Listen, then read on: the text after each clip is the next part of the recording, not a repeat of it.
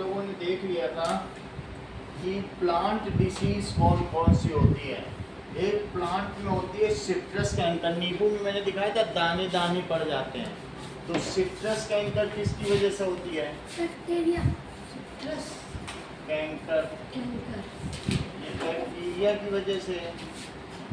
Rust of wheat fungi की वजह से। देखा था, व्हीट पे एक लाल लाल दाने पड़ गए थे ऐसे पत्तों में, तो वो फंगी की वजह से। और येलो वेन मोजाइक, भिंडी में जो उसके पत्ते हैं उनमें पीली पीली धारियां आ जाती हैं, तो येलो वेन।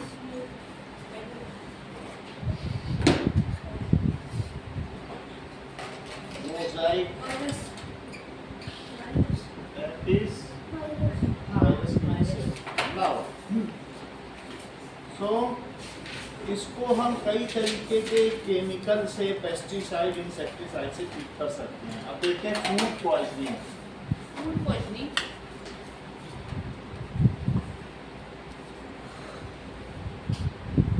कभी कभी खाने में अगर हार्मफुल माइक्रोब्स आ जाते हैं तो भी हमको उससे नुकसान होता है, उस चीज़ को फूड पॉइजनिंग कहा जाता है। इसके बारे में सुना हुआ है, खाने के बाद में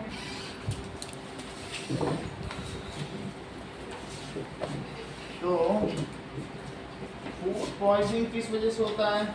दैट इज माइक्रो ऑर्गेनिज्म। कभी कभी फंगी आ जाता है, मालूम है तुमको? मालूम है अगर वो ब्रेड मॉल्ड किसी पे हो जाए, हरी हरी ब्रेड हो जाए, उसको नहीं खाना चाहिए, नहीं तो फूड पॉइजनिंग हो जाती है। टिफिन में रखे रखे भी खराब हो जाती है। वो फिर नहीं खाना चाहिए, नहीं तो फूड पॉइजनिंग हो सकती है। 2-3 दिन रखी मतलब हुई अगर एक दिन का भी बचा हुआ है तो भी नहीं खा सकते। नहीं खा सकते। तो इसलिए कभी कभी क्या होता है कि some micro organism grow on food items, और उसे क्या कर देंगे? एंड मेक इट टॉक्सिक, जहरीला, make it toxic, that is poisonous, ऐसा कर देते हैं, ठीक है। And it may cause serious illness और इवन डेथ। इसकी वजह से क्या होगा?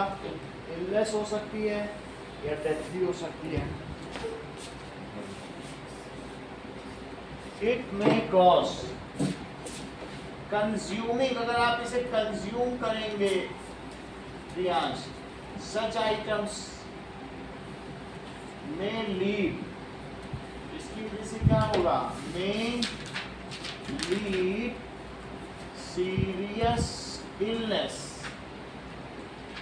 और इवन डेथ।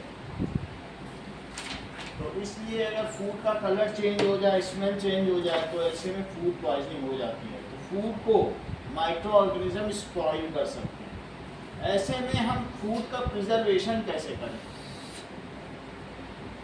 कभी तुमने ऐसा देखी है शुगर कैंडी?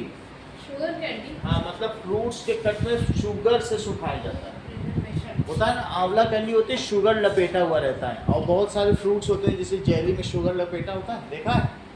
तो इसका मतलब है क्या? शुगर एक प्रिजर्वेटिव है। अगर चीनी लपेट दो तो बैक्टीरिया उसमें अटैक नहीं कर सकते। जो पिकल्स है उसको आधा आधा किलो नमक में डाला जाता है। आधा किलो नमक। हाँ, तो नमक भी एक प्रिजर्वेटिव है। वो तो बात समझ आ गई। तो सॉल्ट भी हो सकता है प्रिजर्वेटिव, और क्या हो सकता है? That is sugar. नोट करते रहिएगा ना। तो इसलिए food preservative, salts, edible oils, these are generally check the growth of microorganism। ऐसे आम का पीस रख दो तो फंगस लग जाएगी, लेकिन तेल में डुबा दो, अचार है जैसे, नहीं लगेगा। तो कुछ नहीं लगेगी। तो इसका मतलब है कि ऑयल भी प्रिजर्वेटिव है, हाँ। और उसमें नमक है वो भी प्रिजर्वेटिव। नमक में भी लपेट के रख देते हैं कई लोग, तो सूख जाता है ना चीज़ें। तो इसलिए क्या क्या प्रिजर्वेटिव हो सकते हैं? दैट इज कॉमन सॉल्ट, जो घर में खाया जाता है, कॉमन सॉल्ट, एडिबल ऑयल, जो खाना हम खाते हैं, और शुगर, शुगर भी हो सकता है, विनेगर, सिरका जानते हो जिसको चाउमीन में डाला जाता है, कल ला के दिखा देंगे। विनेगर होता है चाउमीन, उसकी स्मेल आती है ना एक तरीके की पंजेंट स्मेल, वो भी होता है। और इसके अलावा हम किसी चीज को हीट एंड कोल्ड ट्रीटमेंट भी किया जा सकता है। These are preservative. कौन कौन से प्रिजर्वेटिव बताएं? दैट इज नमक, चीनी, तेल। सही है, नमक, चीनी, तेल और विनेगर, सिरका, इन सब के बारे में लिखा गया है। So if meat and fish, पहली चीज मीट को किस में डाल दिया जाता है और फिश को आधा किलो नमक, पूरा नमक से भर देते हैं। क्योंकि जो मल्लाह लोग रहते हैं, फिशरमैन, वो समुद्र में जाते हैं तो 4 दिन बाद आते हैं, ऐसे में उनकी नाव में मछलियां रखते जाते हैं, बदबू ना आने लगे तो वो एक बोरा नमक लेके जाते हैं और उसी में डालते रहते हैं मछली में। नमक सुखाते रहता है और नमक क्या होता है, ये इनको बैक्टीरिया को मार देती है, पैदा ही नहीं होने देती, तो मछली फ्रेश रहती है। नमक डाल दो किसी चीज पे तो क्या बैक्टीरिया जिंदा रह पाएगी? हम ही लोग खा ले तो मर जाए, तो बैक्टीरिया क्या लेकिन जिंदा? ऐसा भी तो बोला जाता है कि नमक डालने से हड्डियां गल जाती हैं। वो जो भी होता हो, उनके ऊपर लगा दिया फिश को पूरा नमक पे, तो अंदर जाएगा ही नहीं बैक्टीरिया, अंदर जाएगा नहीं तो अपना काम ही नहीं कर पाएगा। ये सही है। So meat and fish are covered. किससे कवर्ड किया जाता है? वो तो मरी हुई चीजें, उनको हमको कोई उनको तो खाना है ना, फिर धो के खा लिया। मीट के लिए क्या, वो मर तो गए ही है, मीट नहीं होती। मतलब उन्हें बैक्टीरिया नहीं लगेगा, खराब नहीं होगी। हम लोग ना खाएं, हम ज़्यादा खाएंगे तो हमारी तो हड्डियाँ गल जाएंगी, लेकिन हम जो खा रहे हैं उसको 10 दिन नमक में लपेटो और जब फिर खाना हो तो धो धा के खा लो। हमें नमक नहीं खाना है, हटा के धो के खा लो, तो उससे उसमें बैक्टीरिया नहीं लगेगा। Meat and fish are covered with common salt. While pickling, जब कभी तुम अचार बनाते हो, then it is also wrapped with common salt। घर में देखा है मम्मी लोग उस पर खूब नमक लगा देते, ध्यान ना दिया हो लेकिन होता है। So common salt is also used in making pickles।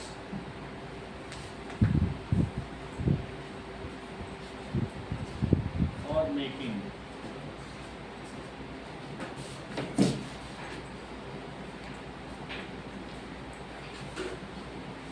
दूसरा देखो शुगर। तो शुगर से भी हम कर सकते हैं। दूसरा क्या है? शुगर इन शुगर कैंडीज, जो शुगर की कैंडीज होंगी, एंड जेली, शुगर की जेली भी होगी। देखा होगा कि चीनी जो होती है उससे फ्रूट की जेली बनती है, ऊपर लपेटी रहती है, and sugar jelly.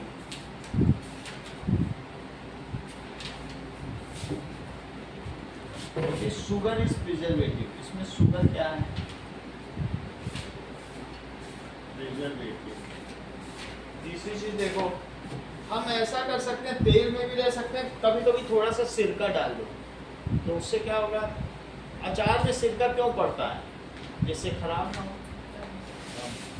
So oil and vinegar is used as preservative. इससे भी संरक्षण किया जाता है, प्रिजर्वेटिव। और कई बार तुम लोग जैसे ये लेज और ये सब खाते हो, हाँ। तो उन सब में सोडियम बेंजोएट पड़ता है। सोडियम। हाँ, वो सोडियम बेंजोएट क्या होता है? इस तरीके का।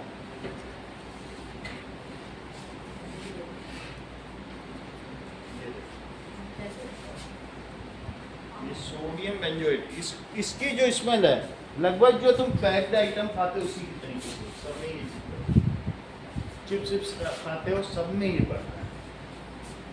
घर में भी कुछ होगा, देखो ये नाम है sodium benzoate preservative, white powder. तो ये हमारे खाने को क्या करता है? ये खाने को प्रिजर्व करता है, चाहे कुछ भी पैकेट वाला होगा उसमें ये हो गई। और बच्चों को इसका टेस्ट काफ़ी पसंद आता है, तभी तो वो लोग पैक्ड आइटम खाते हैं, बट है ये केमिकल, तो इसलिए ये प्रिजर्वेटिव है। तभी मम्मी मना करती है नहीं खाना। हाँ, इसी की वजह से मना करते हैं। Heat and cold treatment. अगली चीज क्या है? Heat and heat and cold cold treatment. Treatment. हम किसी चीज को फ्रिज में रख दें तो क्या होगा बोलो? क्या वो चीज खराब होगी कि नहीं? नहीं, तो इसे कहेंगे कोल्ड ट्रीटमेंट। हाँ। और कभी कभी पास्चराइजेशन जानते हो, पास्चराइज्ड मिल्क, दूध के पैकेट में लिखा रहता है बड़ा बड़ा पास्चराइज्ड मिल्क, उसको 70 डिग्री तक गर्म करो और 30-40 सेकंड तक वहाँ रखो और सडनली कूल कर दो, तो सारे माइक्रोब्स मर जाएंगे। फिर पैकिंग कर दो, फिर वो चाहे 3 दिन तक रहे दूध पैकेट में, कुछ नहीं करना। तो ये तुम्हारी बुक में लिखा है पास्चराइजेशन। इस चीज़ को भी लुई पास्चर ने ही पता किया था। लुई पास्चर ने फर्मेंटेशन को भी पता किया था, उन्हीं के नाम पे इसको सम्मान के साथ पास्चराइजेशन। ठीक है, तो इस चीज़ को लिखा है what does it mean by pasteurization. Now so लिखा गया है heat and cold treatment. If milk is heated कितने डिग्री तक, 70 अप टू, बॉयल नहीं करना है, सिर्फ 70 डिग्री तक, 100 तक नहीं करना है, 70 degree Celsius and kept at this temperature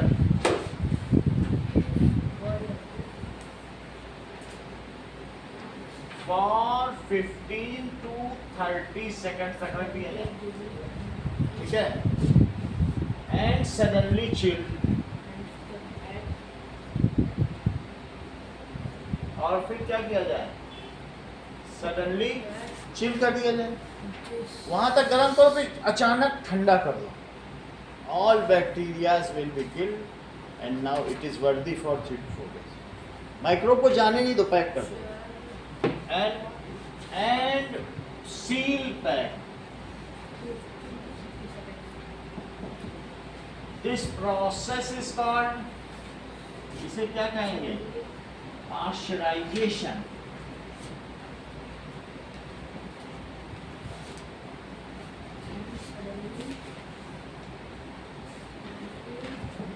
It kills all bacteria in it। तो ये मिल्क के प्रिजर्वेशन का ट्रीटमेंट है।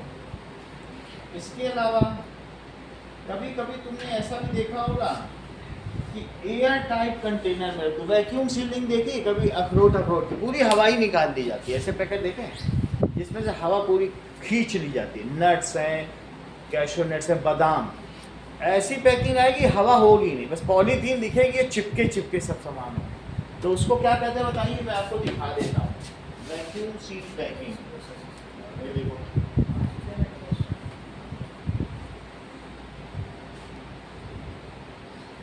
ना ये चीज आप देखें,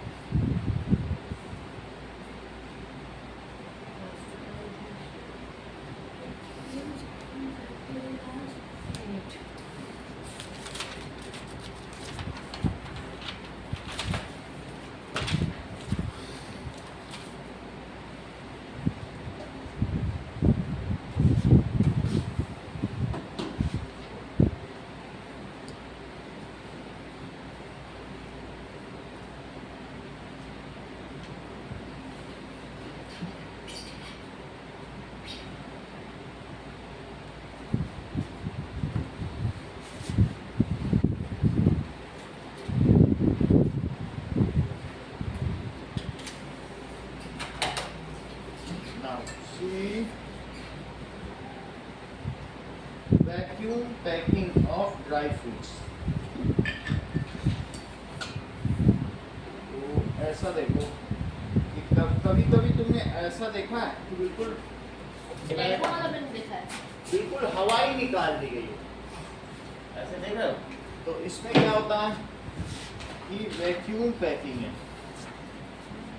ऐसे ये देखा है, ऐसे हवा निकली हुई, बिल्कुल पैकेट में हवा है कहीं कुछ, तो इस चीज़ को क्या कहेंगे, वैक्यूम पैकिंग। इसे क्या कहेंगे, मूंगफली की भी ऐसी पैकिंग आती है, बिल्कुल हवा निकली हुई। तो जब हवा में तो बैक्टीरिया होते हैं, माइक्रोब्स होते हैं, हवा ही निकाल दो सारी, तो जब माइक्रोब ही अंदर नहीं रहेंगे तो फिर क्या होगा, अब बिना एयर के तो वो कुछ पचा भी नहीं पाएंगे, हवा ही नहीं रहेगी तो कुछ कर पाएंगे क्या अंदर। तो इसलिए वो बिल्कुल फ्रेश रहेगा जब खाओगे, चाहे पीने से कुछ भी। वैक्यूम पैकिंग चीज़ खरीदना हमेशा बाहर से। एकदम फ्रेश रहेगी। तो इस तरीके से समझ गया ना, ये भी एक अच्छा तरीका है हीट एंड कोल्ड ट्रीटमेंट। तो अगला क्या कहा गया बताइए कि कीपिंग इट सील्ड कंटेनर, ये कैसा कंटेनर है, sealed container. So dry fruits are now sealed. आजकल क्या किया जाता है, नाउ ड्राई फ्रूट्स क्या किए जाते हैं, आर वैक्यूम सील्ड। ये सबसे आसान तरीका है, ठीक है, to make it prevents the attack of microbes. अब हमारा अगला टॉपिक है नाइट्रोजन फिक्सेशन। अगर हम माइक्रोब्स की बात कर रहे हैं तो कुछ अच्छे माइक्रोब्स भी हैं जो रूट में क्या करते हैं, नाइट्रोजन को फिक्स कर देते हैं, उसे वाटर सॉल्युबल बना देते हैं, फिर प्लांट उसे लेके प्रोटीन बना देते हैं। तो ऐसे बैक्टीरिया को क्या कहते हैं, नाइट्रोजन फिक्सेशन बैक्टीरिया। इनका नाम है एजोबैक्टर, नाइट्रोसोमोनास, राइजोबियम। ये सब क्या है, ये नाइट्रोजन फिक्सेशन बैक्टीरिया है, ठीक है। तो कौन कौन से हैं, देखो इसमें लिखा है, so bacterium, the bacteria which fix, bacteria which fix atmospheric nitrogen,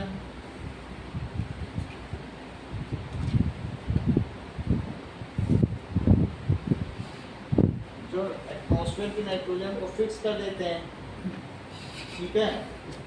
and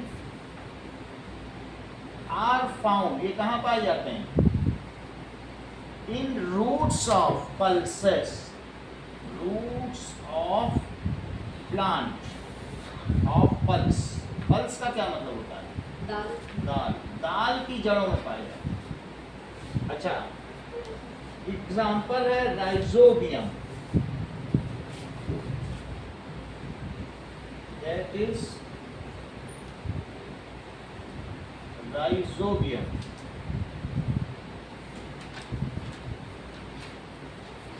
अब देखिए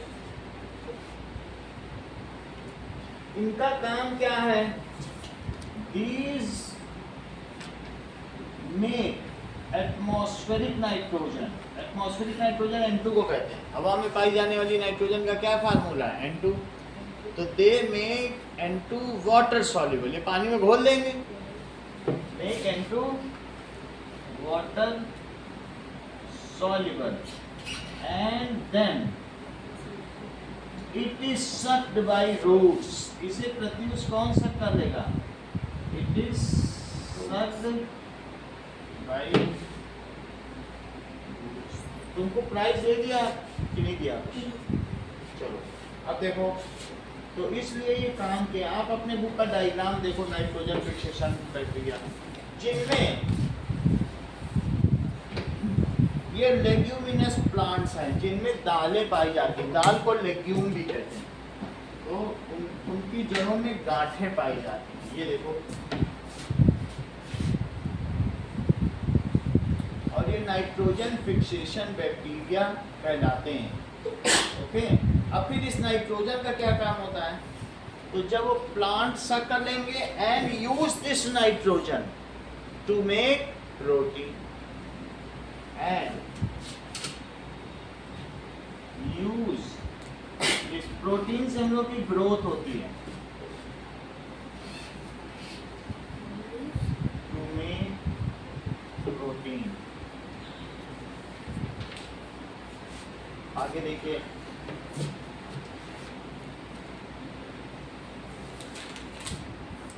what is meaning of leguminous plant.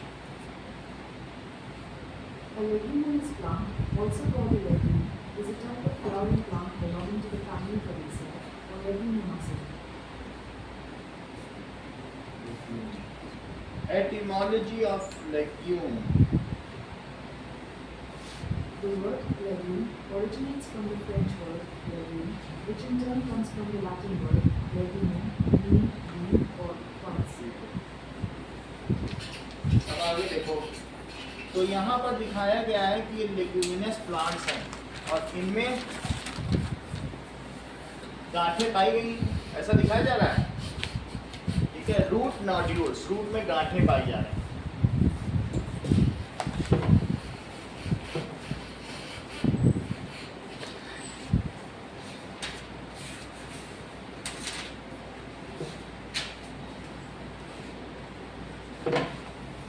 Now, see, so ये दाल वाले पौधों को लेग्यूमिनस प्लांट्स कहते हैं और इनकी जो रूट्स है उनमें ऐसे गांठें पाई जाएंगी।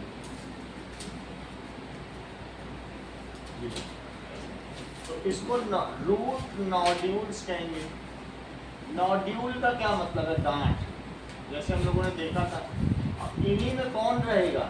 इन्हीं जगहों पर राइजोबियम, यहाँ वो रहते हैं बैक्टीरिया। और क्या काम करते हैं? एटमॉस्फेयर से क्या ले लेते हैं?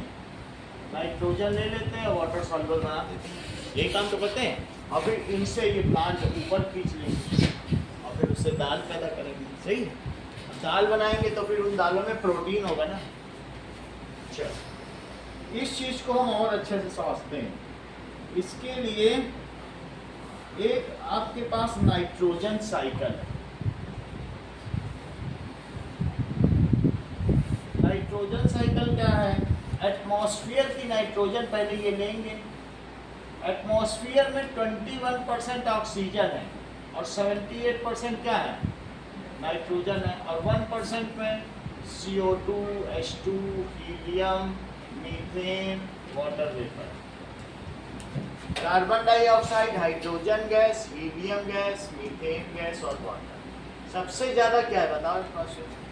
नाइट्रोजन। नाइट्रोजन है। तो इस नाइट्रोजन ये किसी काम की नहीं है। अगर राइजोबियम ना ले तो हमारे किसी काम ही ना आ पाए। तो अब एटमॉस्फेरिक नाइट्रोजन को ये क्या करेंगे?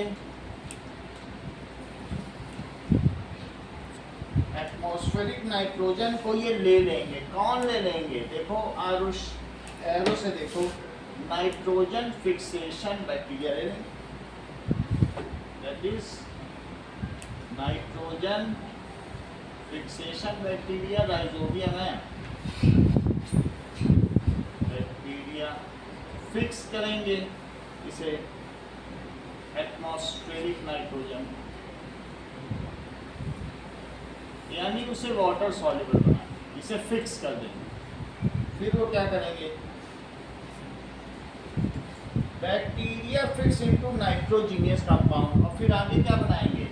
दैट इज मेक, वही बैक्टीरिया है fixation bacteria, make nitrogenous compound.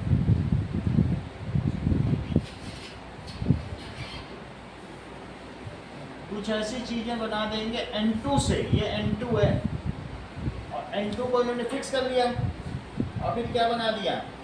That is nitrous acid, HNO2 बना दिया। फिर नाइट्रस एसिड बना देते हैं। N2 से ये HNO2 बना देते हैं। N2 ले लिया, ये पानी में घुल जाएगा। अब आगे देखो, फिर ये क्या होगा बोलो? जब ये बना देगा तो क्या ये मिट्टी में मिल जाएगा? फिर ये HNO2 किस में घुल जाएगा बताओ? नाउ दिस इज कंपाउंड, ये कंपाउंड है। Now nitrogenous compound mix with soil, हवा से लिया, बनाया और मिट्टी में मिलाया।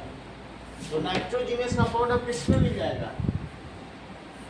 नाइट्रोजीनियस कंपाउंड मिक्स हो जाएगा विद सॉइल। अब सॉइल से तो कौन ले सकता है बताओ? प्लांट्स ले लेंगे। और अब इसके बाद इसे कौन लेगा बोलो? अब टेक बाय प्लांट्स। अब तो पानी में घुल गया है, मिट्टी में घुल गया है, तो प्लांट इसे खींच लेंगे। दैट इज अब टेक बाय प्लांट्स, प्लांट्स ने इसे ले लिया। अच्छा, फिर इसे कौन खाता होगा बोलो? हम लोग खा लेते हैं क्या? दालों को कौन खाता है? Eaten by animals. देखो डब्ल्यूएस, N2 को बैक्टीरिया ने लिया, HNO2 बना दिया। HNO2 का दूसरा नाम है नाइट्रस एसिड। HNO2 को दूसरा नाम क्या है? Nitrous acid. और ये नाइट्रोजन गैस है। N2 को क्या कहते हैं? नाइट्रोजन ये हवा में पाई जाने वाली गैस है जो हम लोग सांस में से भी सांस तो ले रहे हैं। तो इन्होंने N2 लिया, SnO2 बना दिया, वो मिट्टी में मिल गया मिक्स विथ सॉइल। सॉइल से किसने लिया? प्लांट ने।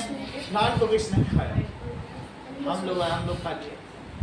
अब हमने खाया तो क्या हुआ बताओ? हम लोगों ने nitrogenous waste from excretion as death. मान लो जैसे काऊ ने खाया तो उसने काऊ डंग किया। हम लोगों के भी एक्सक्रीटा है, इवन यूरिनेट करते हैं, उन सब में नाइट्रोजन है। नाम समझ में आएगा कि नहीं? यूरिया खुद ही एक नाइट्रोजन है। तो इस तरीके से अब इससे फिर से जमीन में कैसे जाएगा बोलो? वो तो चलना चाहिए ना चक्र पूरा, हजारों सालों से चल रहा है। जब नाइट्रोजन अगर हम एटमॉस्फेयर से लेंगे तो तुम्हें ये डर लगेगा ऐसा तो हमारी एटमॉस्फेयर की नाइट्रोजन ही खत्म हो जाएगी, कम हो गई तो फिर तो गड़बड़ हो जाएगी। कम नहीं होगी, ये फिर से मिट्टी में मिल जाएगी। कैसे मिट्टी में मिलेगी? हम लोग एक्सक्रीटा करेंगे, हम लोग यूरिनेट करेंगे, वो फिर से मिट्टी में मिल जाएगी। तो आगे क्या लिखा है बोलो? फिर से अब क्या चीज होगी बोलो? Nitrogenous waste. नाइट्रोजीनियस वेस्ट किसमें मिल जाएगा? From nitrogenous waste from excretion and death waste. इससे भाई जैसे एक्सक्रीशन हो गया, कोई चीज बाहर निकालने पर चीज, और डेथ, कई बार जब डेथ होती है तो क्या हम लोग की पूरी बॉडी ही जमीन में गाड़ दी जाती है? ऐसा भी तो होता, तो फिर से मिट्टी में मिल गई। तो डेथ के बाद बरिंग होता है ना बहुत, तो मिट्टी में मिल गई। या एक्सक्रीशन है, यूरिया है, तो वो सब भी जमीन में जा रहा है, फिर से मिट्टी को मिली। मिट्टी जब आकाश से ली मिट्टी को दी। लेकिन आपको ये मालूम है कि कुछ ऐसे भी बैक्टीरिया हैं जो नाइट्रोजन फिक्सेशन है, उसके अलावा एक ऐसे भी बैक्टीरिया हैं जो नाइट्रोजन डिफिक्सेशन है। वो नाइट्रोजन को पकड़ने का काम करते हैं, और एक है इस HNO2 से फिर से कहेगा अच्छा जाओ जाओ। दो तरीके के बैक्टीरिया हैं, उस एक है नाइट्रोजन फिक्सेशन है और एक है डी नाइट्रीफाइंग बैक्टीरिया। ये नाइट्रीफाइंग है, ये डी नाइट्रीफाइंग। तो वो क्या करते हैं बताओ? दूसरे तरीके की बैक्टीरिया है, turn compound into other bacteria. वही बैक्टीरिया नहीं है, ये दूसरे हैं। तो अदर बैक्टीरिया क्या करेंगे तेजस? वो turn nitrogen compound into N2 gas, फिर से वापस चला गया वो नाइट्रोजीनियस कंपाउंड,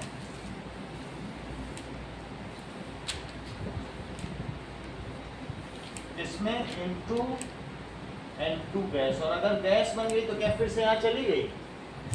ये बात समझ आ गई? इसको बनाओ अपनी कॉपी पे।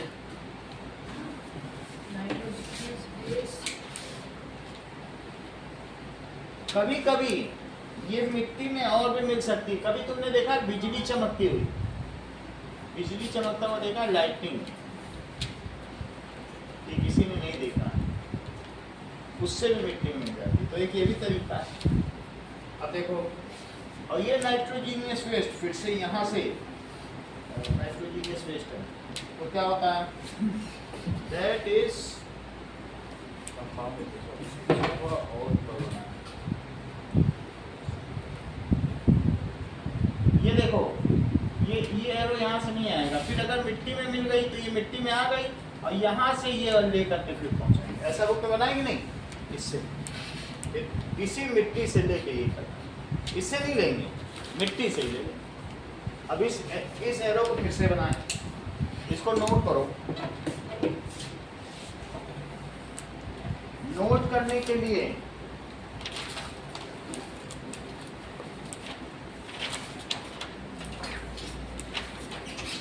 सबसे पहले आप क्या करो? एक ऐसा ओवल बना लो, ओवल में 4 डब्बे बनाओ। एक डब्बा नीचे, एक डब्बा इधर, एक यहाँ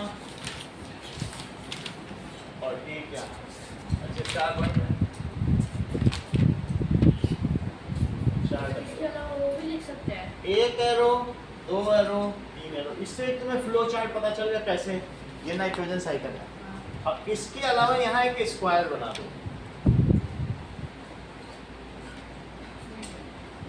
इसमें 3 डब्बे बनाओ, एक मिठाई का डब्बा यहाँ, एक मिठाई का डब्बा यहाँ और एक यहाँ। बोलो बात समझ में आ गई? अब इन सब में एरो लगाओ।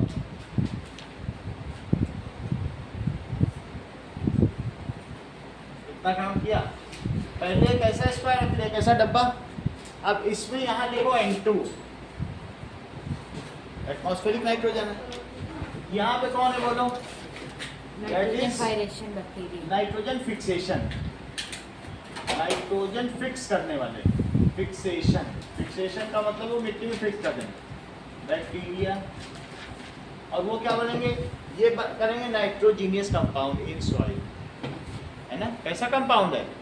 नाइट्रोजीनियस। HNO2 लिखा है, नाइट्रस एसिड। तो nitrogenous compound mixed in soil. कहाँ पर? Mixed in soil. उससे भी सरल कर दिया। ये समझ में आया? N2 को इन्होंने लिया, HNO2 बना दिया। इससे किसने लिया बोलो? Taken by plants. अब प्लांट्स को किसने खाया? ईटन बाय किसने खाया बोलो? एनिमल्स। एनिमल। फिर इसके बाद एनिमल एक्सक्रीटा भी होगी, यानी शिट एंड डेड बॉडी। उससे कहाँ चला जाएगा बोलो? फिर से इसमें चला जाएगा। और ये ऐसे भी बैक्टीरिया कुछ ऐसे हैं जिसको डीनाइट्रीफाइंग बैक्टीरिया, वो नाइट्रीफाइंग है, नाइट्रोजन लेके HNO2 बना रहे हैं और ये HNO2 से वापस क्या बना रहे हैं? नाइट्रोजन। जैसे अभी मैंने आपको बताया था एजोबैक्टर, नाइट्रोसोमोनास और नाम बताए थे, वो सब वही है।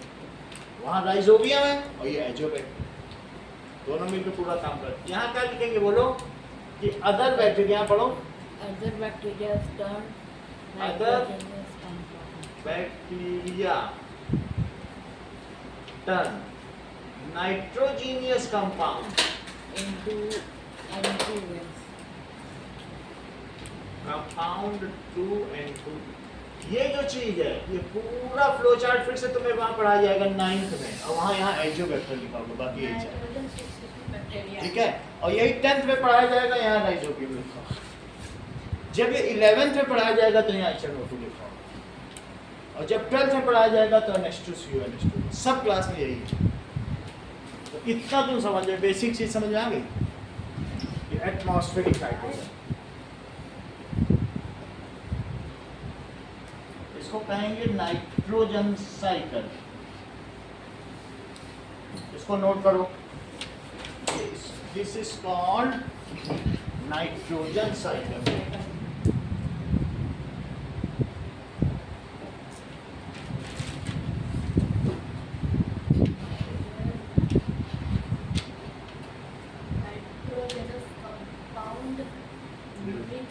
यही चीज फिर सब 9th में आ गया। 9th की जगह बुक है, फिर से 10th में भी आ जाएंगे, सब वही बार बार आ जाएंगे।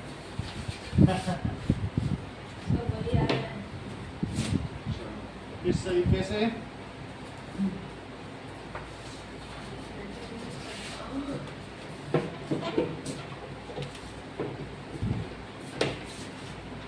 कुछ काम आपको करना है। एक तो make diagram of nitrogen cycle, ये बनाना है, और right 3 plant disease and the name of microbes responsible for them.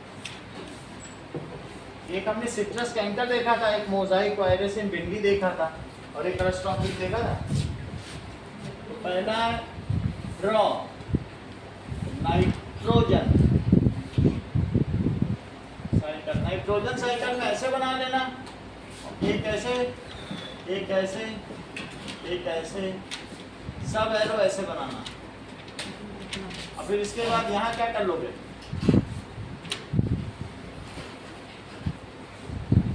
ऐसे करके 3 यहाँ पे। बोलो बच्चे समझ में आ गया? इन्हीं में नाम तुम्हें लिखना है इसका। और दूसरा क्या है? That is right 3 plant disease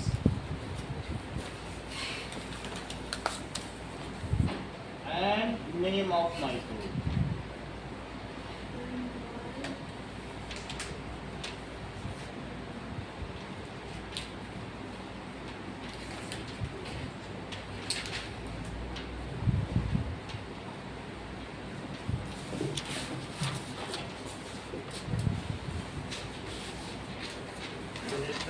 देना। एक पैकेट।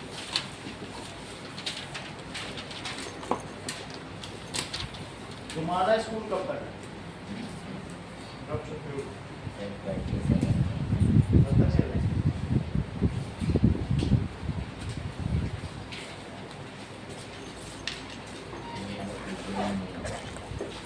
छुट्टियों के बाद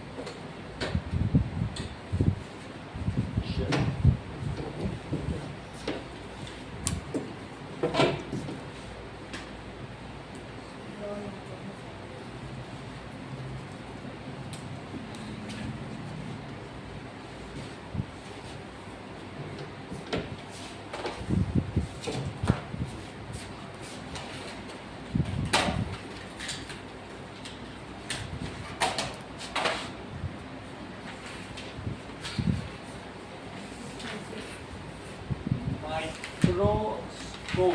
दूसरा आंसर देखो, ब्लू ग्रीन एल्गे फिक्स, ये क्या करते हैं? नाइट्रोजन को एयर से फिक्स कर देते हैं और सॉइल की फर्टिलिटी बढ़ाते हैं। That is they fix nitrogen gas. N2 को फिक्स करते हैं और क्या बना देते हैं? HNO2। सी देखो, alcohol is produced with help of east या खमीर।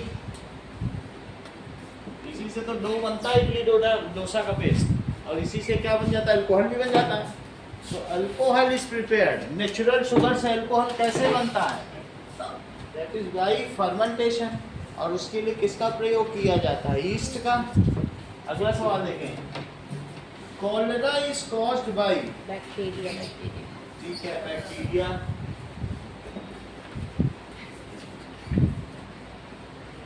Next question, tick the correct answer. Lovlesh, पहले का आंसर बताओ। Yeast is used in production of, बोलो। ईस्ट किसके प्रोडक्शन के लिए काम किया जाता है? Second, that is alcohol. Next देखिए, द फॉलोइंग इज एंटीबायोटिक। इसमें कौन सा एंटीबायोटिक है जो दवा के? Streptomycin. Streptomycin.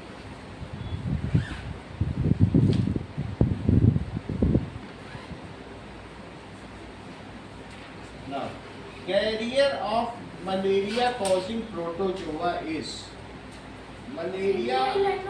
mosquito. Yes, that is malaria कौन बढ़ाता है? Female Anopheles.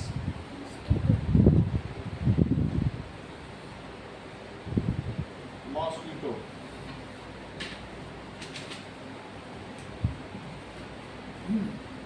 Next, the most common carrier of communicable disease. कौन बीमारियों को इधर से उधर? House fly. इसलिए हाउस फ्लाई को घर में नहीं आने देना है, वो जगह जगह रहती है। मक्खी।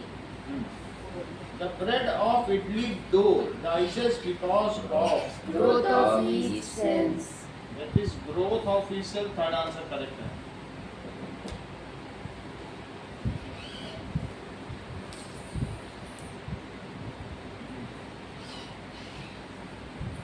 The process of conversion of sugar into alcohol is called Fermentation. sugar into alcohol। तो इसको फर्मेंटेशन कहते हैं, ये ईस्ट की मदद से किया जाता है।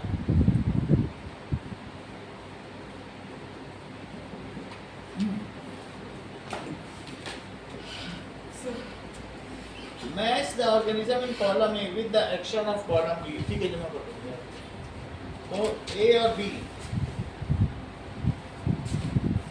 that is bacteria। बैक्टीरिया का causing cholera, ठीक है।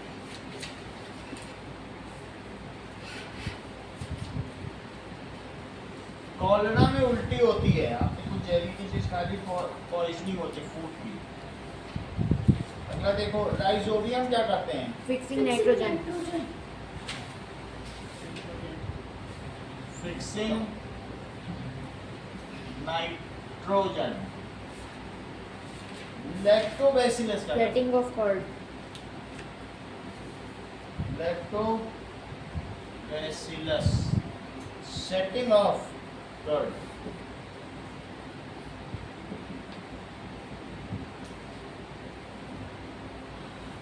Next is yeast, baking of bread. Baking of bread.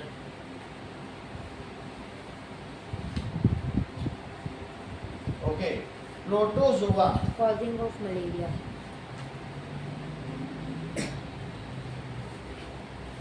Plasmodium है जो मलेरिया फैलाता है, उस प्रोटोजोआ का क्या नाम है? जैसे हमने देखा अमीबा, पेरिमीशियम में सब प्रोटोजोआ होते हैं, एक प्लाज्मोडियम भी होता है। तो वो क्या करता है? Spreading of malaria. मलेरिया। और वायरस क्या करता है? Causing AIDS। एड्स, ठीक है। एक्यूट इम्यूनोडिफिशियंसी सिंड्रोम, छींक आ जाए तो भी आदमी मर जाए, इम्यून की डिफिशियंसी हो जाए। Causing AIDS. Okay, can microorganism be seen with naked eye? If not, how can they be seen? So microorganism cannot be seen with naked eye. These are so small that it cannot be seen with naked eye. चलो देखो, that is 4 microorganisms are so small that these cannot be seen with naked eye.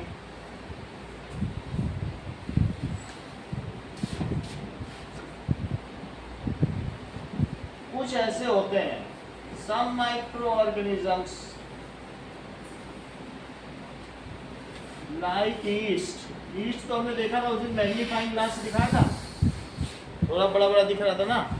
और ऐसे भी है bread mouth, उसको भी magnifying glass से दिखाओगे तो उसकी डंडियाँ दिखेंगी। तो bread mouth, this can be seen with magnifying glass. और अदर्स हैं, उनको तो माइक्रोस्कोप से ही देखो। कुछ को तो देख ही नहीं सकते, तो उनके लिए माइक्रोस्कोप है। कुछ को देख सकते हो हैंड वाली ग्लास। तो क्या होगा? ईस्ट एंड ब्रेड माउथ, इसको किससे देखोगे? Can be seen with magnifying glass.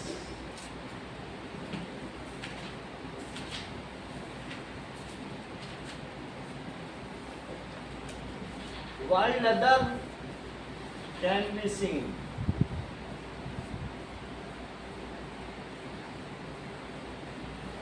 with microscope.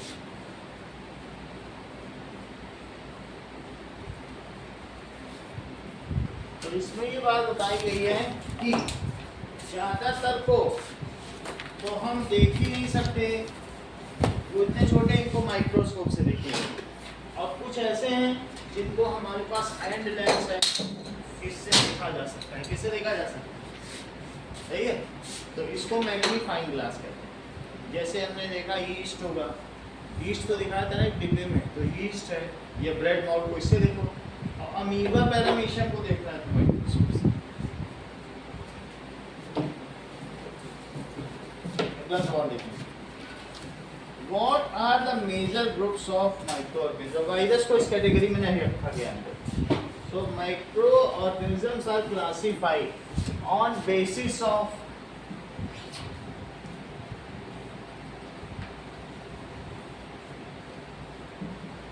are classified into 4 major groups.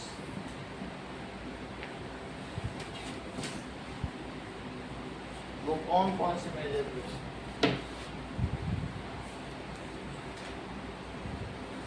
चलो पहला बैक्टीरिया, फंगी, इसमें लैक्टोबैसिलस है, एसिटोबैसिलस जिससे हम लोग एसिटिक एसिड विनेगर बनाते हैं। अच्छा फंगी में क्लेमाइडोमोनास,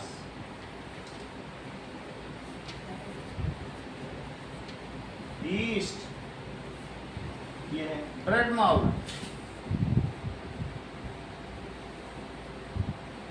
पेनिसिलियम,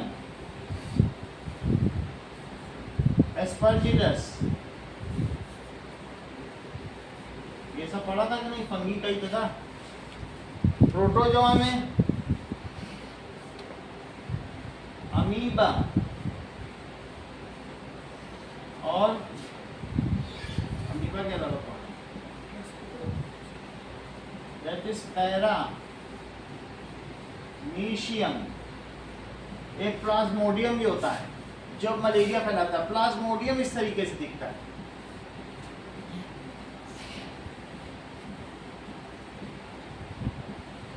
ये भी प्रोटोजोआ है।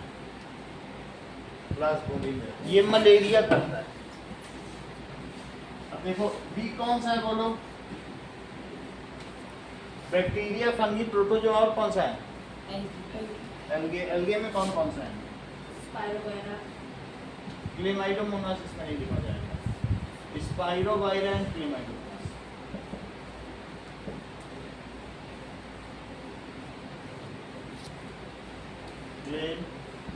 क्लेमाइडो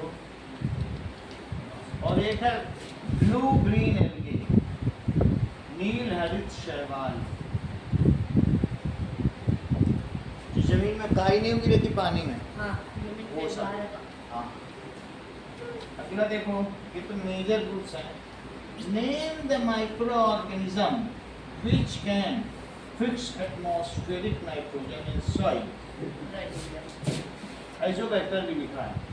So such microorganisms are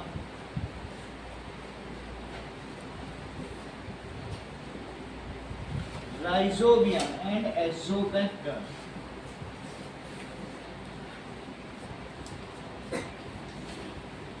nitrogen के बाद क्या लिख रहा है? Azobacter.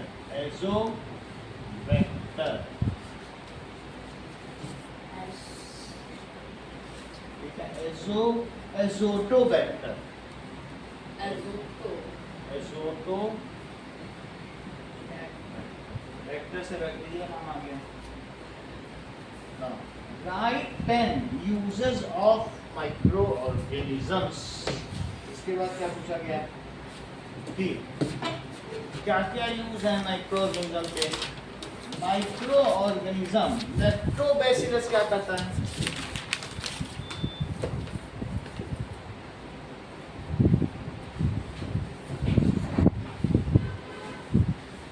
Bacteria is responsible for setting of birth.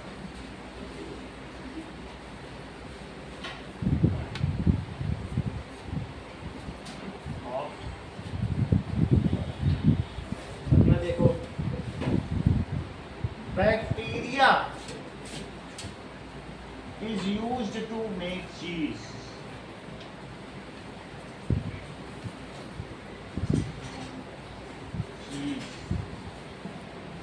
Yeast is used इसके लिए for fermentation of sugar and making alcohol. For fermentation, ये शुगर को, फ्रूट्स को फर्मेंटेशन कर देगा और उसे किस में बदल देगा? And make alcohol. ईस्ट और क्या करेगा?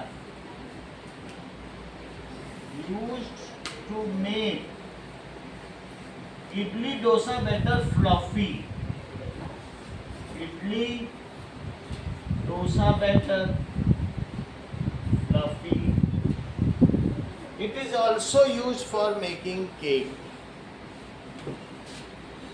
It is used to make cake pastry,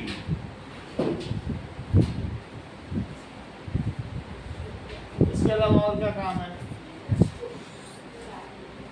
Some microorganisms are used as antibiotics, जैसे स्ट्रेप्टोमाइसिन, ठीक है, एरिथ्रोमाइसिन, और कौन से होते हैं? पैरासीटामोल, और ऐसे एमॉक्सिलिन. Some microorganisms are used as antibiotics, जैसे streptomycin.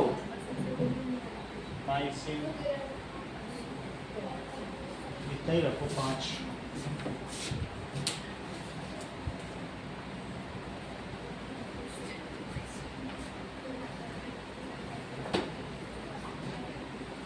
Synthetic fibre and plastic chapter है, पढ़ाया जा रहा था नहीं, कुछ क्या डिलीट हो गया है.